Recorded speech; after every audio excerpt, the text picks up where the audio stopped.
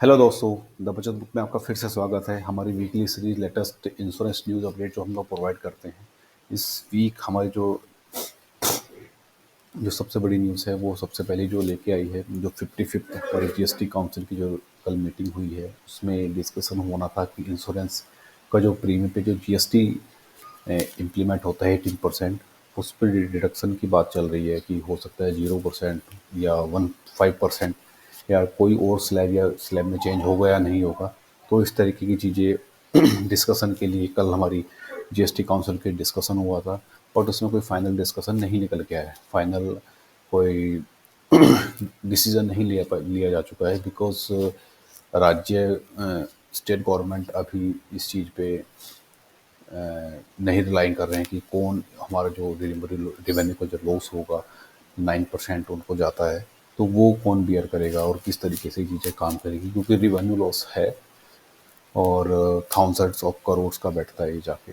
तो अभी इस चीज़ को लेकर डिस्कशन हुआ है। तो निर्मला सीतारमण जी ने भी आईआरडीएसएन के इनपुट्स लेने के लिए बोला है, और फाइनल रिपोर्ट जब सबमिट होगी तो नेक्स्ट काउंसिल की जब रिपोर्ट होगी, मीटिंग होगी, उसमें फर्दर डिस्कशंस होंगे। Maybe maybe I we are expecting that 5% पे ये लेके जाएं। और सेम एज और चीज़ें भी अभी बात चल रही है, सेम एज कि अभी 148 अदर आइटम्स भी है, जैसे टोबैको है, उसके ऊपर शायद हो सकता है जीएसटी को स्लैब चेंज किया जाए। तो अभी डिस्कशंस हैं, फाइनलाइज अभी कुछ नहीं हुआ है। तो अभी होप कि आगे कुछ नया अपडेट्स लेके आए। सेम है,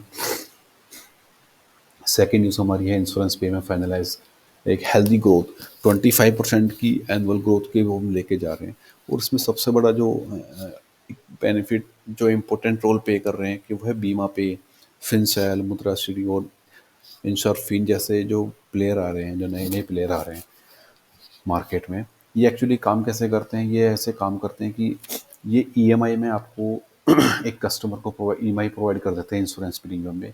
इंश्योरेंस कंपनी को डायरेक्टली वन टाइम पेमेंट मिल जाता है, बीच में कमीशन कट लेते हैं, एनबीएफसी को साथ ये इन्वॉल्व हो जाते हैं, जिससे कस्टमर को ईएमआई की फैसिलिटी मिल जाती है with affordable rates. Because market में बहुत सारी जो इंश्योरेंस है, जो इंश्योरेंस प्रीमियम होते हैं वो लैप्स हो जाते हैं, बिकॉज कस्टमर टाइम पे पेमेंट नहीं कर पाते हैं। तो वहाँ पे एज ए लोन को इन्वॉल्व होके तो ये चीज़ें बेनिफिट कर रही हैं। आगे देखना है कि ये चीज़ें कैसे काम करती हैं, कोलैबोरेशन कैसे काम करता है, कोलेटरल कौन देता है, कैसे नहीं काम करता है। बिकॉज सबसे बड़ी प्रॉब्लम आती है डिफ़ॉल्ट की।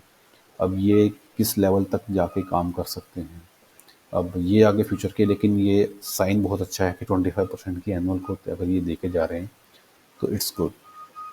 थर्ड जो न्यूज़ है, लाइफ इंश्योरेंस फर्म्स 5% की उन्होंने ग्रोथ भी देखने को मिल रही है। लेकिन ये खास तौर से एचडीएफसी लाइफ के लिए दिखने को मिल रही है, क्योंकि जो second largest insurance life insurer है इन कंट्री में। सबसे पहले आपको पता ही एलआईसी है, और इन्होंने 5% की जो ग्रोथ उन्होंने दिखाई है। बट इसमें जो सबसे बड़ी प्रॉब्लम है, कुछ कंपनियों ने अपने रेट्स भी कम किए हैं, specially SBI life and I think LIC ने भी कुछ प्लान्स में अपने रेट्स कम किए हैं सेल्स को बढ़ाने के लिए। बट एचडीएफसी लाइफ अभी ने प्लान इंक्रीज़ किए हैं, अपने रेट्स इंक्रीज़ किए हैं। आई होप कि ये चीज़ें, लेकिन इतना श्योर है कि आने वाले टाइम में life insurance, health insurance, car insurance, इनके रेट हमेशा बढ़ेंगे बढ़ेंगे। मे बी 5%, 1% और ओनली 25%। ये एक डिस्कशन का हो सकता है, लेकिन हमेशा बढ़ेंगे, क्योंकि चीज़ें हमेशा रेट्स चेंज हो ही रहे हैं।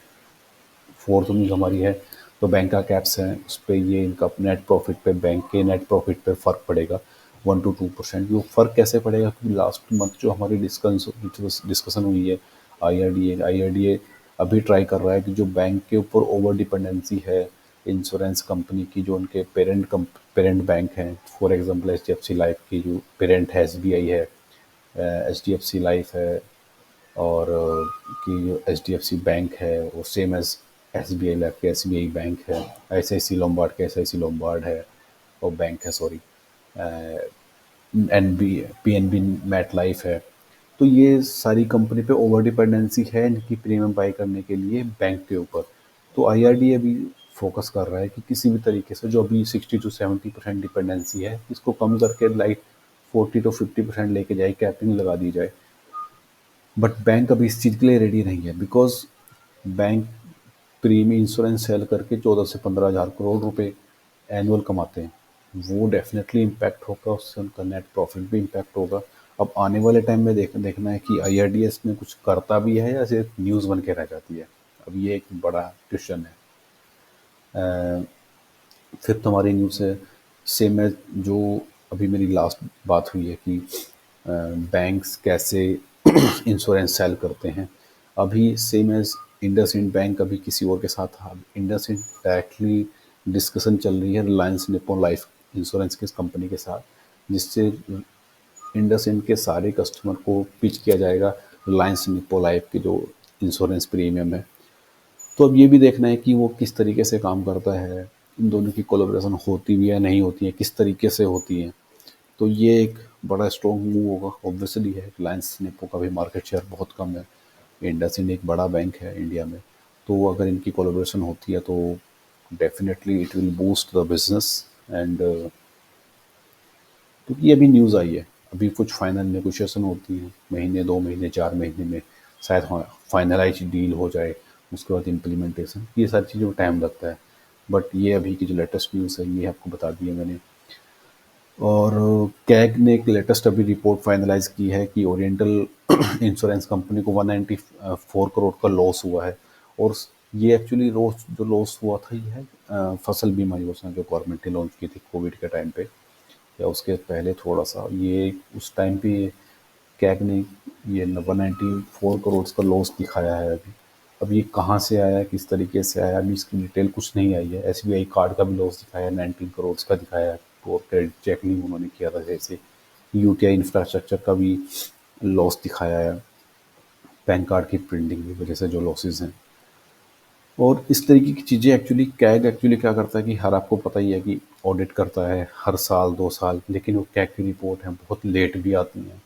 लेट आती हैं, उसके बाद न्यूज़ बहुत लेट आती है बाहर मार्केट में निकल के। अब जैसे ही फाइनेंशियल ईयर 2020 की ये न्यूज़ है, अभी चल रहा है फाइनेंशियल ईयर 25। सो 5 साल पुरानी न्यूज़ आज बाहर मार्केट में बाहर आ रही है। अब ये 194 एक्चुअल फिगर है या इसमें भी कुछ कॉन्फ्लिक्ट्स हैं, तो ये भी देखना पड़ेगा। बट ये अभी की लेटेस्ट न्यूज़ चल रही है। Thank you for watching. हम इसी तरीके से आप लोग हर वीक इंश्योरेंस की जो नई अपडेट्स आती रहेंगी वो आपको प्रोवाइड करते रहेंगे। अगर आप भी आप अपने लिए या अपनी फैमिली के लिए, आप अपने व्हीकल के लिए कोई insurance plan, health insurance, car insurance या लाइफ इंश्योरेंस अपने देख रहे हैं, तो आप हमें कॉन्टैक्ट कर सकते हैं इस नंबर पे। हम आपको बेस्ट डील जो मार्केट में प्रोवाइड होती है, जो है हमसे बन पड़ेगी, हम आपको प्रोवाइड करेंगे। And thank you so much, thank you for watching. Bye bye.